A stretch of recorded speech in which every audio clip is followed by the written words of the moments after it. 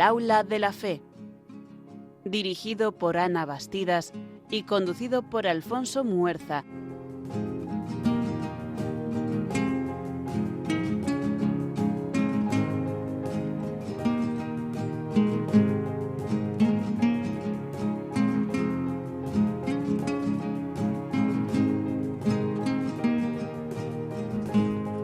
Muy buenas tardes, queridos oyentes. Soy Miguel Etallo y están escuchando El Aula de la Fe, aquí en Radio María.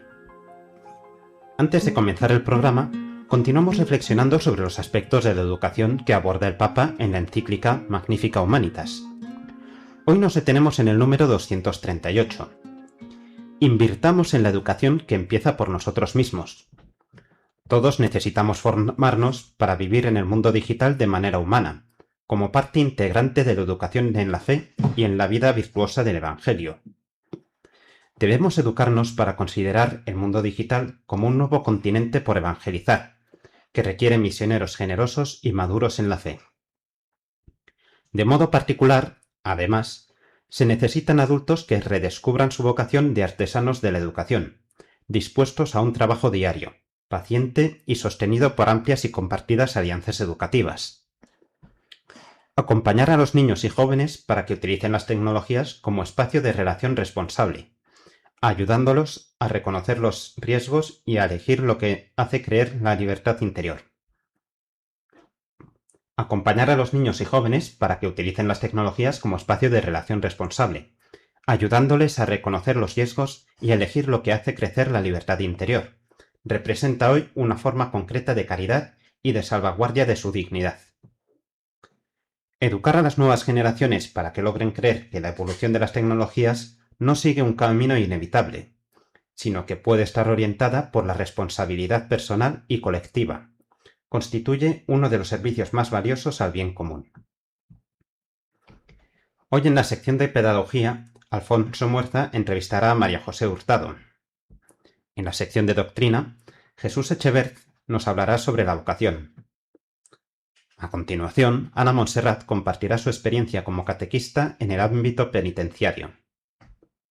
Y para finalizar, conoceremos la vida de San Felipe Neri. Les invitamos a ocupar sus asientos y compartir este tiempo de formación.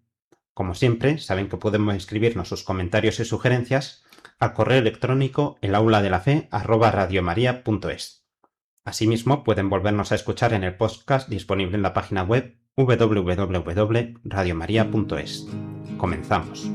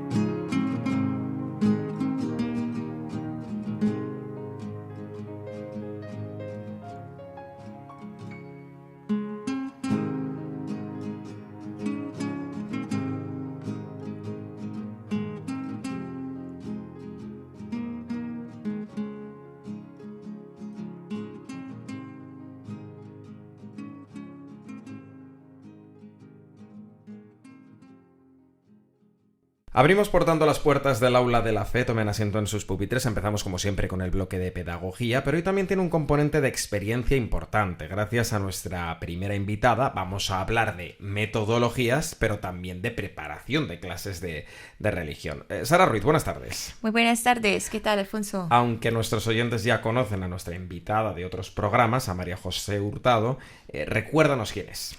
Bueno, María José Hurtado es profesora de religión desde hace 20 años, empezó en el 2005 en diferentes colegios de Navarra, actualmente está en Doña Mayor, lleva ahí desde el año 2008.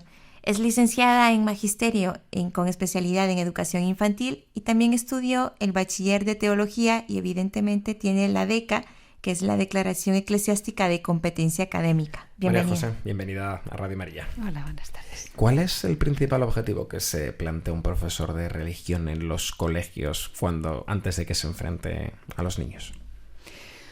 Bueno, pues el primer objetivo, bueno, pues estar tú preparado también para estar con niños, para acogerles, para escucharles, prepararte bien la asignatura, vivirla tú primero. Es decir, vivir lo que vas a transmitir. Yo creo que eso es la coherencia en cualquier profesor, pero de religión me parece que la coherencia es como el elemento principal, ¿no? Uh-huh. Prepararte bien las clases, participar, o sea, prepararte bien la programación, pero luego amar eso que haces, ¿no? Yo creo que eso es como lo más importante. ¿Y cómo se prepara una clase de religión? En el último programa nos hablaste del método Godly Play. Recuérdanos en qué consiste y cómo se prepara una clase. Bien, yo la preparación mía, bueno, primero preparo la programación como todos, la programación anual, luego preparo por situaciones de aprendizaje, pero desde ahí voy introduciendo, lo voy contando apoyándome en las historias que contempla el método de Godly Play. Sí, sobre todo el primer trimestre, pues posiblemente voy a trabajar más la Biblia, las narraciones bíblicas, las básicas para los más pequeños, las ampliadas para los más mayores. En el segundo trimestre posiblemente trabaje más pues las parábolas. Y luego en la acción litúrgica pues lo voy a introducir cuando pues en Adviento, ya cerca de la Cuaresma, Pascua y Pentecostés, Pascua, Pentecostés, siempre lo trabajo, ¿no? Uh-huh. Luego el círculo del año litúrgico está presente todo el año, entonces vamos recorriendo el círculo del año litúrgico a través de Claro, las porque historias. Godly Play también tiene una programación como tiene cualquier materia de religión en el año. El litúrgico, ¿no? Sí, bueno, tiene un currículo en espiral donde tiene estos tres géneros y luego ya uno puede como introducir estas historias en tu programación. Uh-huh. Las puedes introducir. Vale, te queríamos preguntar cuál es la diferencia desde el punto de vista que enseñas entre los relatos y las parábolas. Sí, por ejemplo, os voy a poner un ejemplo de cómo cuento un relato bíblico conocido y una parábola. Vale. Y así ya os podéis hacer una idea, porque como es tan sensorial, pues tengo que describirlo. Si pudierais verlo, por ejemplo, uno de los primeros relatos que se cuenta, primero es cuento la creación, normalmente. La creación, cuando es el relato básico, pues es con placas, los 7 días, luego el relato del gran diluvio y entramos en las historias del desierto. Para contar lo que le sucedió al pueblo de Dios en el desierto, usamos un saco de arena grande. Uh-huh. Entonces, esa primera historia, la historia de la gran familia, empezamos contando, trayendo el desierto al centro, la bolsa cerrada o la caja cerrada, y el material son las figuras del pueblo de Dios y una cesta donde están 2 trozos de madera, uno que es para la ciudad de Ur, otro para la ciudad de Aram, y luego unas piedras para cuando marca Siquem, Betel, y lo demás son movimientos, ¿no? Entonces, lo muy bonito de esta historia, sobre todo las historias de las narraciones bíblicas, las básicas, es que se enlazan unas con otras. Entonces, el relato de la gran familia que empieza con el desierto, primero hay una introducción siempre, todas las historias que le suceden al pueblo de Dios en el desierto. Describo el desierto es un lugar peligroso, el desierto se puede uno perder, no va uno al desierto si uno no quiere, porque al pueblo de Dios le ocurrieron muchas cosas en el desierto y hay que describirlo, ¿no? Entonces ya empiezas contando, diciendo las criaturas, empiezas diciendo lo último que dices de la historia anterior. Las criaturas después del diluvio se fueron por los 4 lados de la tierra a llenarlo todo de vida. Empiezas desde ahí y se juntaron en los ríos y sacas el río Tigris y el Éufrates, que lo colocas y se juntaban en pequeños poblados y luego en ciudades, y una de esas ciudades más importantes, y vas narrando, ¿no? Vas narrando la historia, moviendo las figuras dando pasitos, oyendo, como hay silencio, oyes el sonido de la arena mientras las figuritas de madera se van moviendo, que es Abraham, que es Sara, todo lo que le sucede, la promesa, cuando ya primero les guía el río, pero luego ya no les guía. Además, se respeta la geografía. Quiere decir que tú no estás enseñando geografía, pero cuando muestras esa historia, muestras perfectamente desde la perspectiva de los niños como si vieses un mapa. Por eso los más mayores luego pueden consultar el atlas y ver dónde está situado todo, ¿no? Entonces, bueno, mi preparación es aprenderme la historia perfectamente, lo que os decía, pasarla por el corazón, conocerla, bueno, pues porque luego hay que apoyar la respuesta. Según la edad, pues vas a apoyar. Entonces te tienes que preparar muy bien la historia. Y luego las parábolas, esos relatos, ¿no? O sea, ahora ese sería el relato bíblico, y luego la parábola tiene una introducción distinta. Sobre todo las básicas se cuentan sobre todo 6 parábolas. No, sobre todo no, se cuentan 6 parábolas y cada parábola va en una caja grande de color oro. Entonces te acercas y la primera parte les dices, una caja, pues es de oro. Pues ¿será que dentro hay algo muy valioso? Tal vez sea una parábola, porque las parábolas valen más que el oro. Y es la misma introducción para todas las parábolas. Entonces tú no les estás diciendo el lío de las parábolas, qué importantes, pero después, esa es la primera parte. La segunda parte va sacando, vamos a ver de qué parábola se trata. Y bueno, la parábola sobre todo tiene una parte lúdica para romper eso que tenemos tan metido. Decimos que las parábolas las tenemos sobre todo muy, muy domesticadas. Es como que oyes la parábola y ya sabes lo que significa, lo que quiere decir. Y ahí al revés, es como para romper esa segunda parte más lúdica. Me pregunto qué será esto, entonces vas. Y luego en la tercera parte empiezas la narración propiamente de cada parábola con los objetos que tienen. Hay una diferencia, en el primer género son tridimensionales los objetos y en la parábola, el género de parábola son bidimensionales. Dicen que porque la tercera dimensión somos nosotros. Y porque además en la parábola es lo más cerca que podemos estar de la voz de Jesús, porque es la palabra directamente dicha de Jesús. Y bueno, pues es un género muy, muy bonito, muy diferente, aunque está en la Biblia, pero requiere también un modo de contar diferente, ¿no? Porque además todo lo metafórico tienes que ayudar. Me pregunto qué será esto en realidad, pero pues uno va descubriendo. Claro. Desde el punto de vista metodológico, por lo tanto, lo que tiene una fuerte carga es todo lo que es la experiencia sensorial para el niño, ¿no? De Totalmente. ir descubriendo.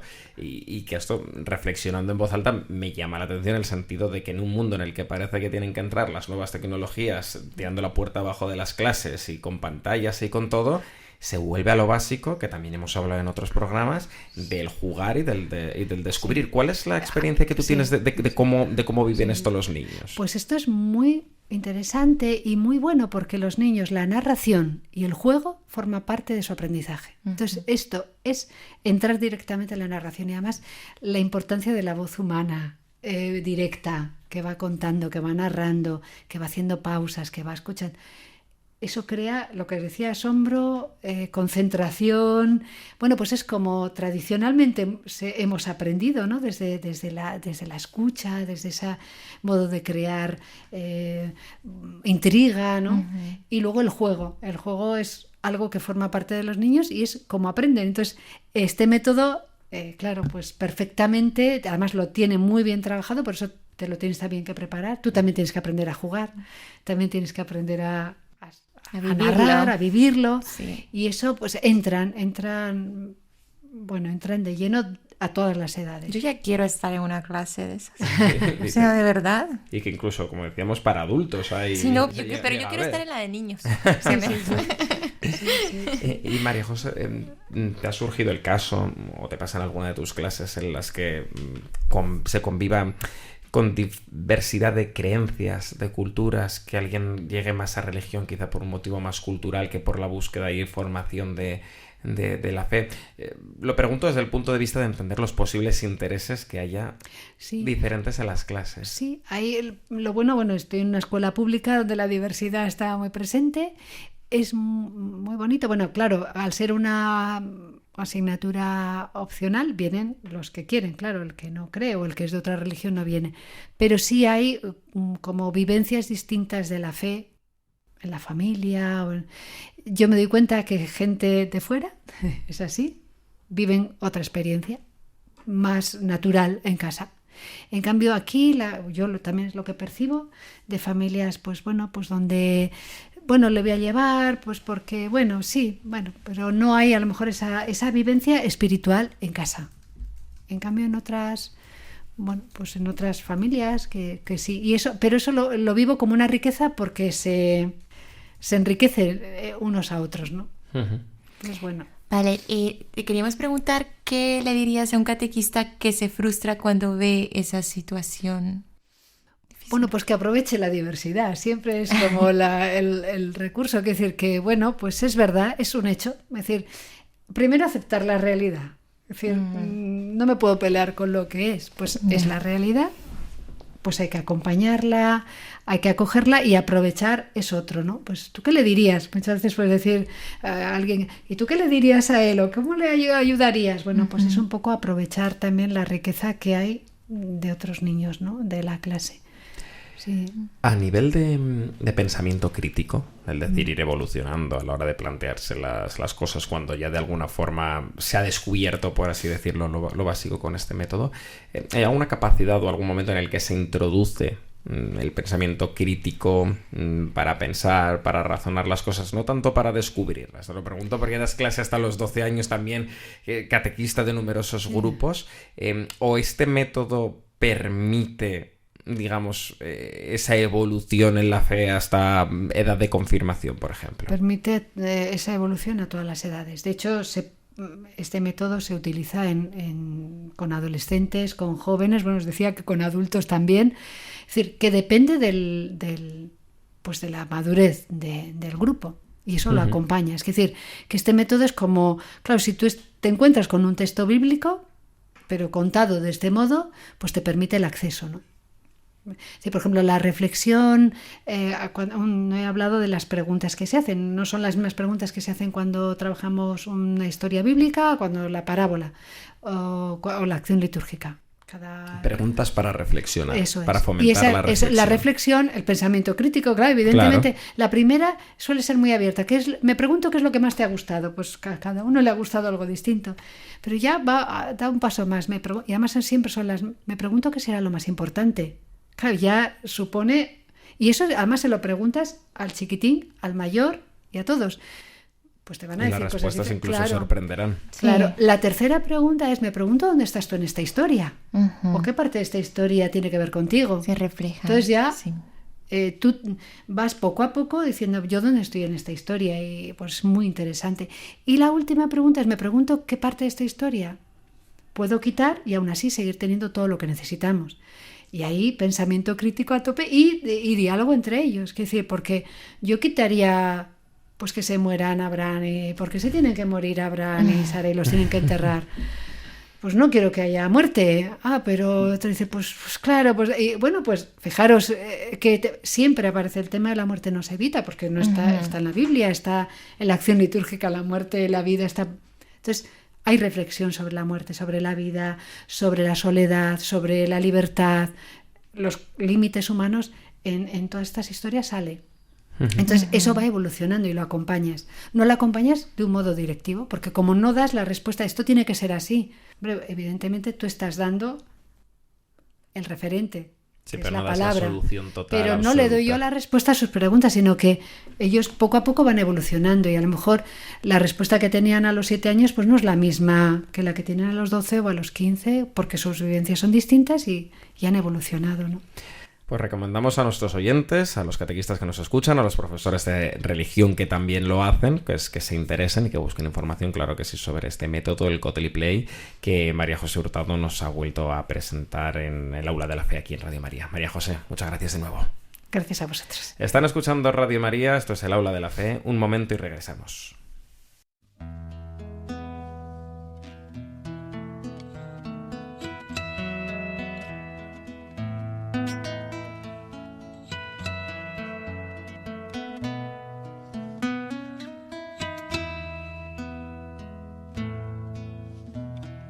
aún en la tormenta, aún cuando arrecia el mar, te alabo en verdad.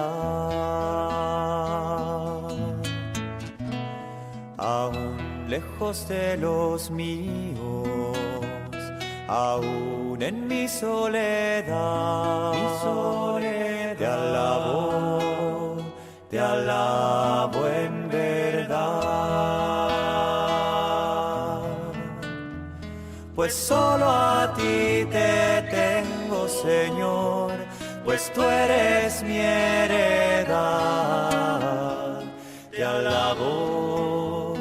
alabo en verdad. Pues solo a ti te tengo, Señor, pues tú eres mi heredad. Te alabo en verdad.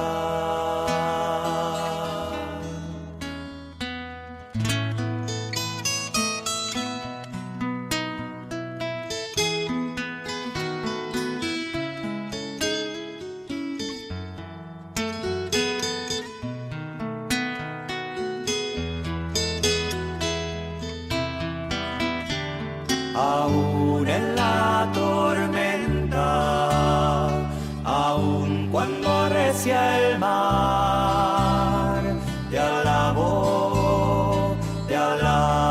en verdad. Aún sin muchas palabras, aunque no sé alabar,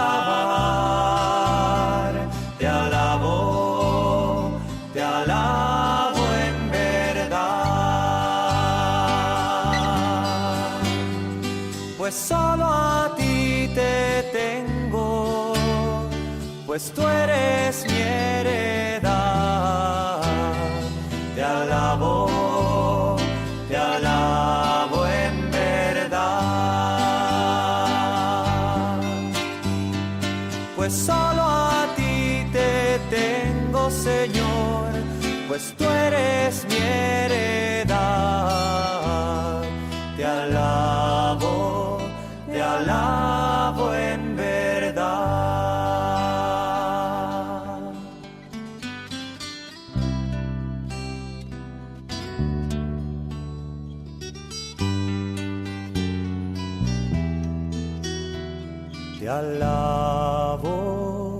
Te alabo en verdad.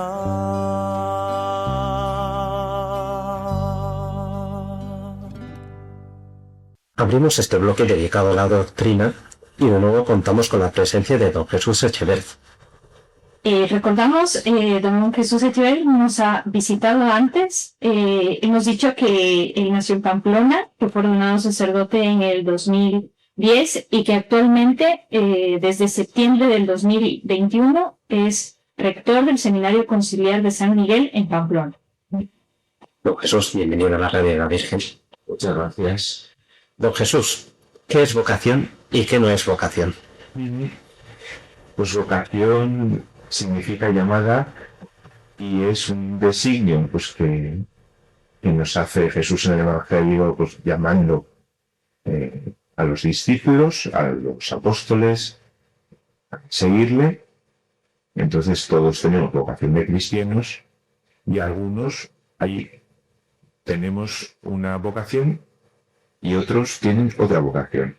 Algunos tienen una llamada al sacerdocio, otros tienen llamada al matrimonio, otros tienen la vida consagrada, y luego hay vocaciones de otro tipo, pues yo tengo vocación de médico, que tiene que ver no tanto con la misión, sino con la disciplina laboral que cada uno desempeña, donde uno tiene que santificarse. Tenemos vocación a la santidad. Sí, eso es lo vale, eso es, sí. Vale, y si me lo permites, insisto ahora en la segunda parte. ¿Qué no es vocación? O, por ejemplo, la vocación tiene que ver con el destino, es un plan cerrado de Dios nosotros tenemos libertad e intervenimos, ¿cómo podríamos empezar a discernir qué cosas son vocación y cuáles no?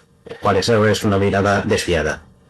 Pues vocación, si vocación es seguir al Señor, pues no es vocación no seguirle. Es decir, podemos tener como ejemplo el caso del joven rico en el Evangelio. El Señor le llamó: si quieres ser perfecto, ven, vende todo lo que tienes y sígueme. Y se marchó triste porque tenía muchas cosas. Las cosas, más bien, las cosas lo tenían a él. Entonces, puede ser también pues que una renuncia a la propia vocación. Pues imagínate alguien que quiera ser sacerdote a toda costa y que no sea su vocación. Eso no es vocación. Yo quiero ser sacerdote. Bueno, también la Iglesia tiene que confirmar esa vocación. O como me da miedo estar solo, pues me caso. O como me da miedo estar sola o me da seguridad vivir con alguien, aunque no sea mi vocación, pues me caso. Pues eso no es una vocación. Es decir, una no vocación es más fácil describirlo en caso afirmativo. Tiene que haber llamada. Lo demás, la no vocación sería una invención o hacer los propios planes.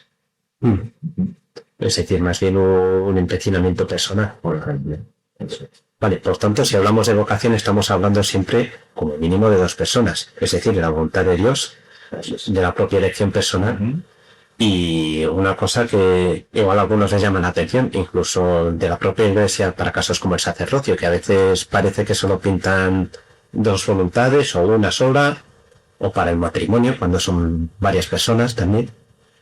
Bueno, la vocación es una llamada de Dios y una respuesta de no.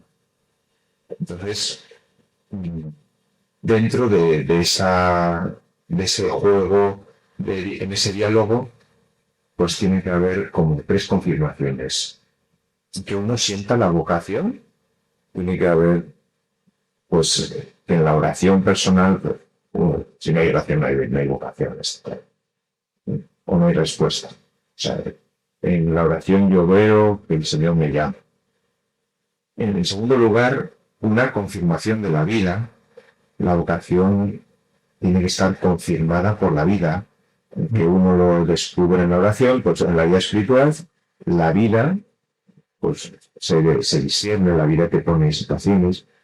Y si no has tenido nunca, no sé, pues una relación con un carisma concreto, sí, imagínate una cosa un poco extraña, pero sí, nunca he conocido a un jesuita. Pues, y no sé de qué van los jesuitas y no sé quién es San Ignacio, pues es muy complicado que se me tenga a ser jesuita, por ejemplo, de los jesuitas. Entonces, tiene que haber como una concreción en la vida. Pues una persona que tenga miedo a la sangre difícilmente se le llamará a ser cirujano. La vida concreta, pues no hay una contemplativa, pues seguramente la vida confirma aquello que siente en el corazón, el gozo de una familia, el gozo de estar unido con otra persona. Pues esa intuición interior se manifiesta en la exterior, en la contemplación. Y en tercer lugar, se necesita una confirmación de la Iglesia para la vocación.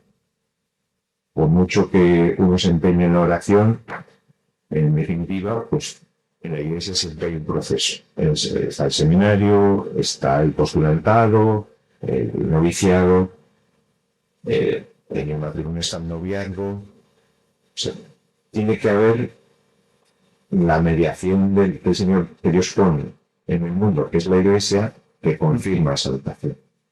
Esa intuición interna, esa concreción de la vida, la confirma detrás siempre la Iglesia. Bien. ¿Y qué podría recomendar especialmente a jóvenes que se plantean su vocación, que están en procesos de discernimiento, que les puedan surgir miedos a a según qué vocación se les plantee o a saber responder afirmativamente en su caso. Es decir, sobre todo para el proceso de discernimiento. ¿Qué se le puede recomendar a una persona que se está planteando una vocación y aún no está segura? Pues el miedo siempre va a estar. Porque cuando uno va a hacer una acción de vida, pues está en miedo. Hay muchos miedos. Habrá que ver qué tipo de miedo. Si yo voy por la ceiba y aparece un león, tengo miedo, pero claro, ese miedo me salva la vida. Pero si a mí alguien que me gusta, como quien me quiere emprender un camino matrimonial, pero me da miedo casarme, pues ahí ese miedo me está paralizando.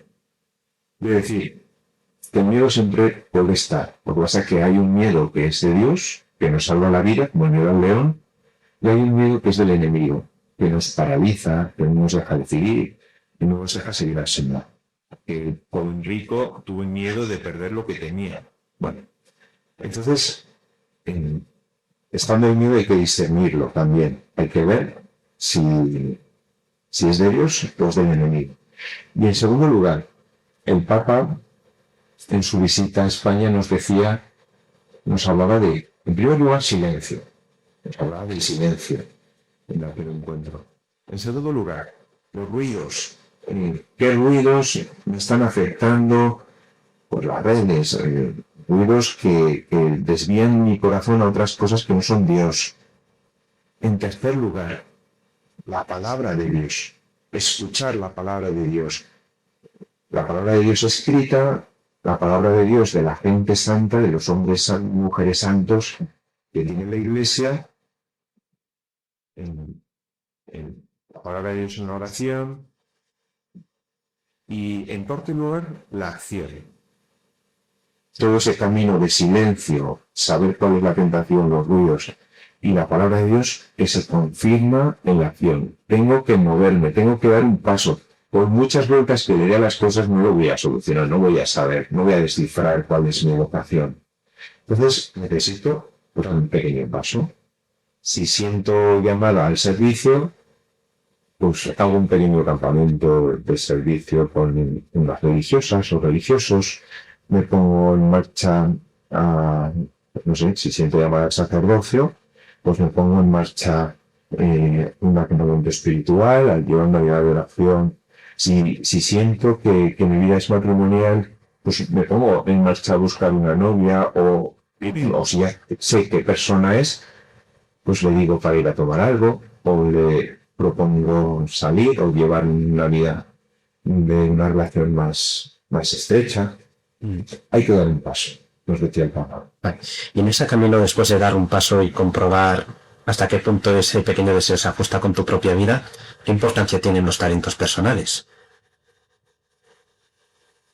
Pues es el desarrollo concreto de esos talentos personales. La vocación se realiza con los propios talentos. Hay personas que, pues ahí, por ejemplo, si podemos ver en sacerdotes, pues siendo todos de la misma congregación o siendo todos varios diocesanos, cada uno vive el sacerdocio de una manera distinta, con sus propios talentos, con su tipo de personalidad, con sus humores, con sus características concretas. Pues yo soy muy distinto del rector anterior y soy muy distinto del anterior al anterior. Mis talentos y mis cualidades llevan en este momento en concreto de la historia a un desarrollo único de la propia vocación. Además de que el carisma puede ser común, la concreción pues también es como muy personal y muy íntimo. Lo que el Señor quiere para este momento pues es un desarrollo específico de mis talentos y el desarrollo de esos propios talentos te hace ser feliz y disfrutar. Es profundamente consolador del consuelo del Señor, pues el desarrollarte en aquello para lo que estás en fe. Vale, es decir, ¿son condicionantes o más bien son un añadido extra a la vocación que intrínsecamente puede tener uno? Claro, pues a ti que se te da bien, pues imagínate, se me da bien cantar, pues seguramente el Señor tendrá preparado para ti un nodo de vocación donde, en cierto aspecto, en cierta manera, tendrá que desarrollarse pues con el canto. Y puede ser sacerdote pues, y ser maestro de capilla o tener el coro parroquial que funcionará muy bien. O sea, es un condicionante, pero en positivo. Eso, claro. Eso es como tener un Ferrari y entonces pues ponerlo a funcionar en una pista de carreras, pues no es un condicionante en positivo. Estás hecho para eso, para correr. Es decir, que yo creo que puede ser más tranquilizador pensar que no hay un molde cerrado, una única versión de una vocación concreta, sino casi tantas son como personas, o no sé si me equivoco. El modo de completarlo sí, pero sí que hay vocaciones distintas. Sí. Una cosa es una vocación contemplativa, otra cosa es una vocación dentro de la vida contemplativa, pues de clarisa, de carmelita, y otra cosa es el modo de vivir el ser clarisa o el ser carmelita. Tiene que ver con el propio monasterio y tiene que ver también con las propias capacidades y dones de la persona. Bien, bueno, yo creo que nos ha quedado mucho más claro. Muchas gracias, don Jesús. Muchas gracias.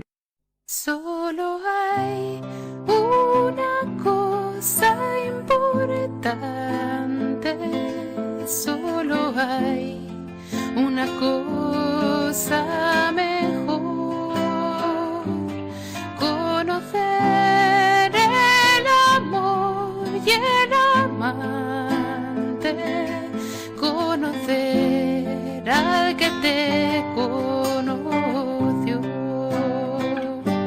Solo hay una cosa importante, solo hay una cosa mejor. Al final contemplar su semblante y escuchar al oído su voz. Solo hay una cosa importante, escuchar la palabra de Dios, caminar porque Él va delante y llevar esa cruz que Él llevó. Solo hay una cosa importante y es buscar siempre el reino de Dios. Lo demás se nos da por sobrante.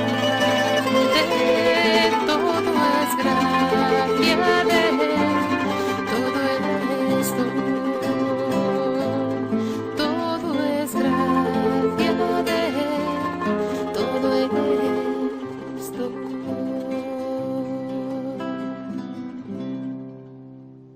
Abrimos nuestro último bloque del programa para hablar con los protagonistas de la enseñanza religiosa.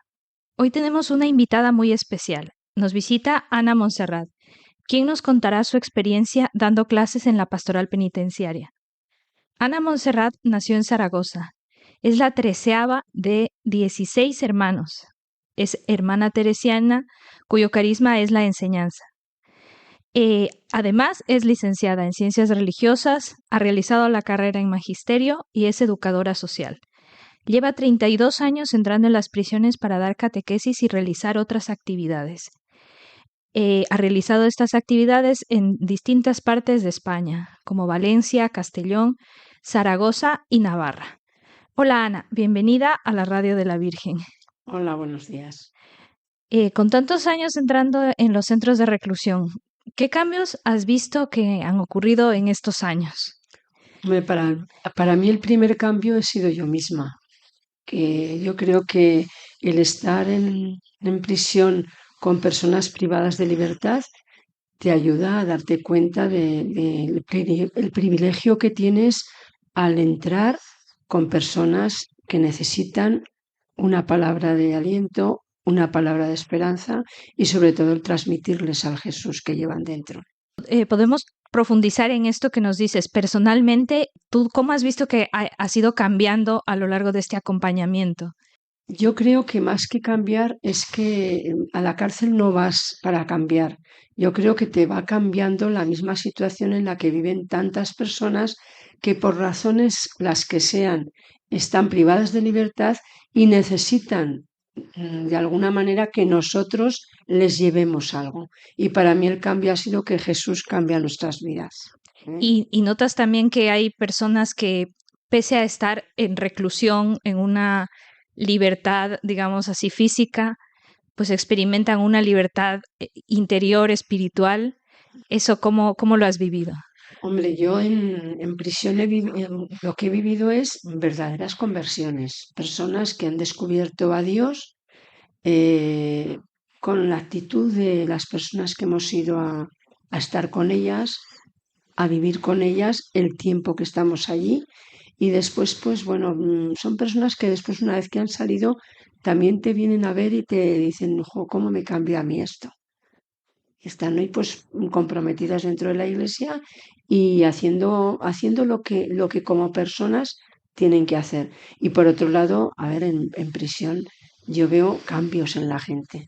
Yo veo personas que enseguida vienen a saludarte, te abrazan y dicen gracias por venir, ¿no? Con esa palabra ya lo dicen todo. ¿Y cómo empezaste? ¿Tuviste algún llamado especial o No, cómo entraste en este no, mi mundo? vocación no era totalmente de prisión, lo único que en su día, en Valencia, faltaban voluntarios y nos pidieron a religiosas, yo era muy jovencica, y nos pidieron el ver la posibilidad de poder entrar en prisión para colaborar como voluntarias. Y ahí estuve yo, al principio estuve dando clase, después estuve en módulos de enfermería, donde sí que les llevaba la palabra de Dios, y la verdad es que eso sí que me fue llenando. Entonces, allá donde he estado, si me han ofrecido el poder estar en pastoral penitenciaria, lo he hecho. Porque no es que yo me busque la vida con ellos, sino que de alguna manera es otro modo de evangelizar, ¿eh? Otro modo. Sí, ¿qué diferencias ves respecto a otras? Hombre, no es lo mismo evangelizar en una parroquia que evangelizar en la cárcel. A la cárcel va el que quiere, ¿no? La parroquia, pues normalmente cuando son catequesis sacramentales, pues el niño o la persona va porque quiere recibir un sacramento. Y en la cárcel los hay que han descubierto a Dios y quieren continuar su vida de fe y su iniciación cristiana a partir de ese momento, ¿no? Entonces eso es muy bonito. Sí, desde luego. ¿Y tienes en estos años acumulado alguna experiencia que nos puedas compartir, que nos puedas contar, que a ti te haya pues impresionado, también que te sirva siempre para renovar tu propia fe? Experiencias ha habido muy bonitas, experiencias ha habido preciosas. Pues yo me acuerdo de una mujer en Valencia que siempre tenía la Biblia abierta en el pasaje de la Samaritana, ¿no? Y dijo, ¿por qué lo tienes aquí? Porque a mí Jesús me da de beber cada día, ¿no? Entonces, como que la cárcel le había ayudado a vivir la fe, sacando agua del pozo y profundizando en ese sentido cristiano de la vida, ¿no? Y cómo Jesús cada día le pedía agua para beber, ¿no? Hay varias cosas, ¿no? Aquí en Pamplona, una persona que recibió el sacramento del bautismo y después de la comunión, también, pues cómo lloraba el momento en el que se le bautizó, ¿no? Como diciendo, soy persona nueva. Hace poco tuvimos otro bautismo de una persona también privada de libertad, pero fue en una parroquia, ya tuvo los permisos para salir y también a mí me encantó pues toda la expresión de él hacia el agradecimiento por haberle transmitido la fe cristiana, ¿no? Sí, y para animar a personas que nunca han entrado en la cárcel o que se pregunten, ¿qué les dirías acerca de esta pastoral? Pues que a mí la cárcel me evangeliza. O sea, yo como cristiana y como religiosa creo que en la cárcel aprendemos más de lo que podemos enseñar. Entonces, no damos clase, Lo que hacemos es transmitir y nos transmiten. Y desde luego a mí me transmiten mucha paz. Estuve en la cárcel y me visitasteis. Claro, cumpliendo una bienaventuranza. Sí, sí, muy importante. Y también has visto cambios en el modo como ha cambiado la organización, la administración, y que a ti te han dado más facilidades para entrar en la cárcel. Sí, ha habido cambios. Lo que pasa que yo, tanto en Castellón como en Zaragoza, como en Valencia y aquí, sabes que tienes unos límites, ¿no? Y que esos límites los tienes que cumplir. Entonces, cuando yo entro, no pienso en que me van a prohibir tal cosa, en que lo que tengo es que ser muy prudente con lo que digo y con lo que hago, y desde ahí tratar de estar allí como una más. Entonces, yo creo que cambios no lo sé. Yo, desde luego, siempre me he sentido muy libre, no porque haya hecho lo que tenía que hacer, pero vamos, haría más cosas, ¿no? Pero bueno, si te dicen que hay unos límites, lo normal es cumplirlos, ¿no? Entonces, pues a veces te quieren dar teléfonos para llamar, te quieren decir que llames a su familia. Eso, por ejemplo, en Valencia no había ningún problema. Estoy hablando del año 96, 97, ¿no? Hoy tú no puedes llamar así como así a las familias. ¿Por qué? Pues porque ¿quién te dice que no tiene una orden de alejamiento? Entonces hay que ser muy prudente. Porque claro, aunque no preguntemos nunca el delito que se ha cometido, puede haber algo que la administración no te dice y que de alguna manera tienes que cumplir, ¿no? Sí, entonces ahí vemos también cómo pues tú no solo das tus clases, sino que inicias un acompañamiento, o sea, más integral. Y eso también, o sea, supongo que te ayuda a conocer mucho mejor a la persona, o sea, entrar sobre todo con una relación, ¿no? Efectivamente, es una relación, un acompañamiento, y en algunos momentos también siento un poco de reparo, porque cuando te encuentras un preso que tiene toda una cara quemada o que tiene la cara toda destruida por lo que sea o deformada, lo tienes que besar como besaba a Jesús, aunque te cueste, Entonces, pues eso a mí me ayuda, eso es acompañar también. No se trata de decir Dios te ama y si te acercan te dan un beso y no le das el beso como se lo daría a Jesús. Claro, ni también decirles yo te vengo aquí a enseñar, ¿no? O sea, también en ese sentido, pues ir a la par, ¿no? O sea, también. Ellos te acompañan y tú acompañas. Muy bien, pues la verdad es que nos impresiona mucho esta, es una catequesis poco común, pero o sea, cumples muchísimas obras de misericordia a la vez. Una catequesis que transforma, yo creo que transforma también a la persona, porque la persona no va obligada, la persona va porque quiere conocer a Jesús, y eso es muy importante. Muy bien, pues te agradecemos muchísimo por esta entrevista. Nos quedamos con esto, o sea, con el valor transformador de la catequesis, no solo para el catequista, sino para el propio el catecúmeno. Y nada, esperamos tenerte de nuevo en la radio de la Virgen y muchas gracias. Pues muchísimas gracias a ti también.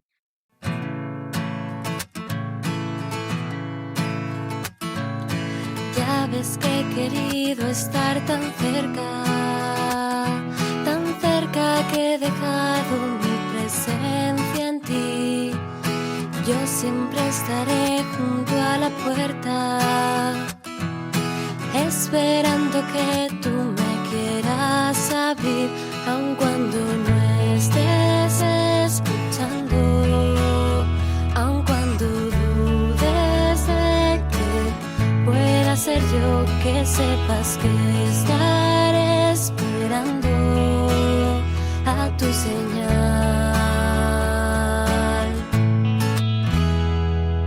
Vengo en lo escondido y tan callado, solo quiero descansar un rato en ti. Llego en el silencio y sin embargo, con un amor que necesito compartir, aun cuando no quiero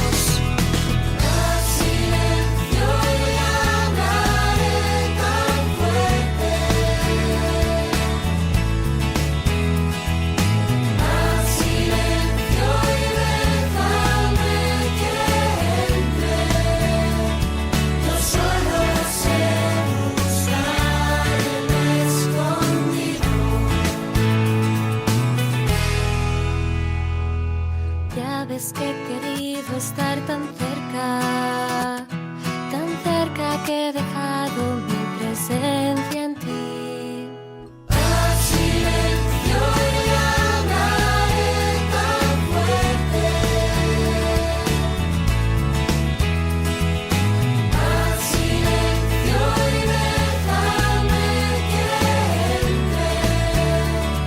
Yo solo sé buscar lo escondido.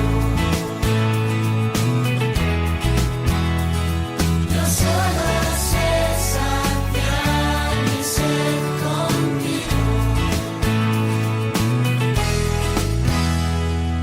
Ya ves que he querido estar tan cerca que he dejado mi presencia en ti.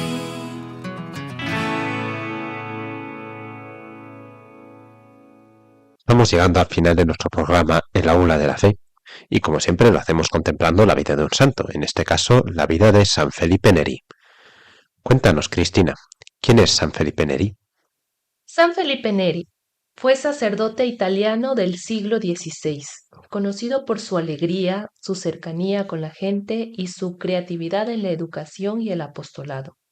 Fue un hombre que vivió la fe con entusiasmo y supo transmitirla de manera sencilla y eficaz, especialmente a los jóvenes, convirtiéndose en un referente de santidad y de compromiso pastoral. Nació en Florencia en 1515, uno de los 4 hijos del notario Francesco y Lucrezia Neri.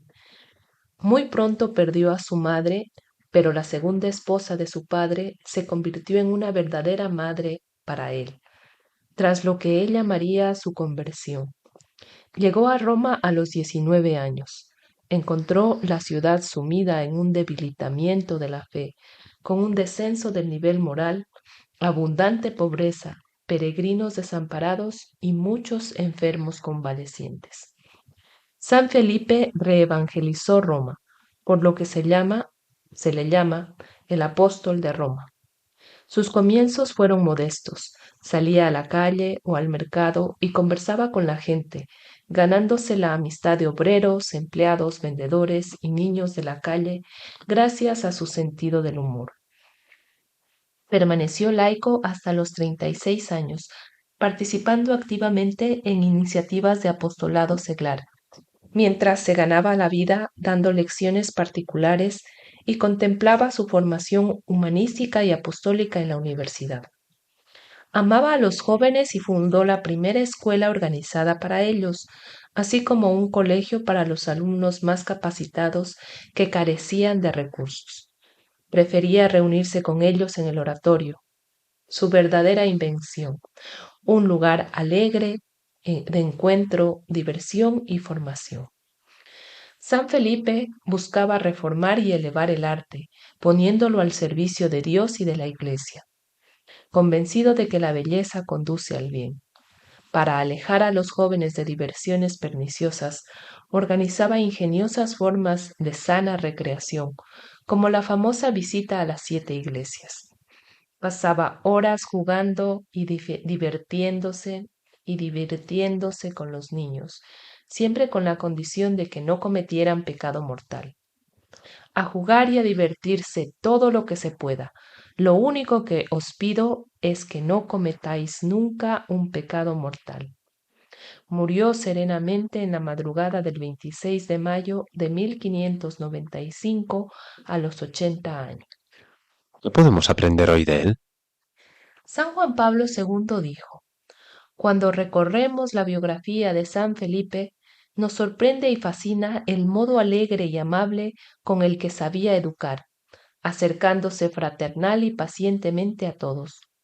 Como es sabido, este santo solía recoger sus enseñanzas en breves y amenas máximas.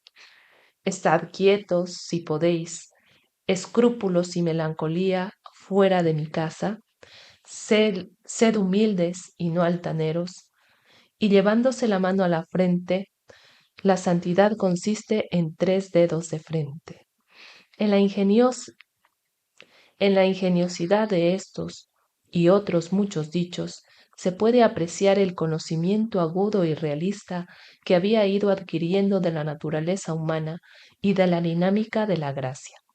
Esos aforismos se han convertido ahora en una especie de patrimonio sapiencial. Estos aforismos se han convertido ahora en una especie de patrimonio sapiencial.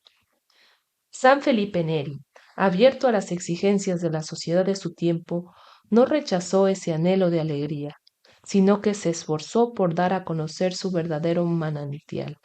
Las leyes del Evangelio y los mandamientos de Cristo conducen a la alegría y a la felicidad.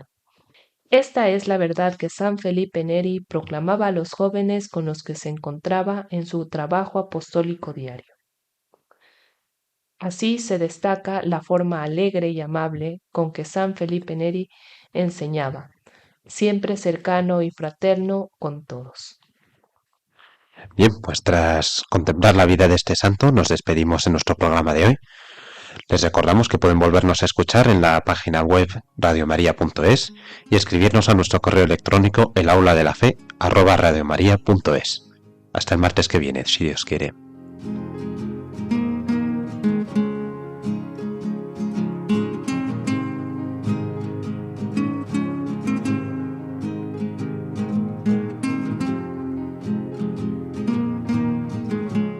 El Aula de la Fe, dirigido por Ana Bastidas y conducido por Alfonso Muerza